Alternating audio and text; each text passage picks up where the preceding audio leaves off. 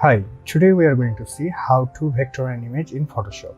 First, open your image in Photoshop, then hold on Ctrl and click on the layer of your image. It will make a selection of your image.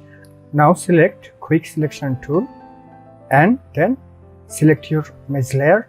Then now right click on your image and here you will find Make Arc Path. Click on Make Arc Path.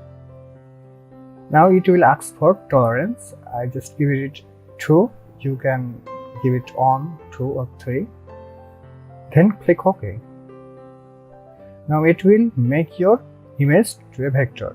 Now select Direct Selection tool from here. Then again right click on your image and then choose Create Vector Mask. So this is how you can vector an image in Photoshop. If you find this video helpful, please like the video, don't forget to subscribe and hit the bell icon. Thanks for watching.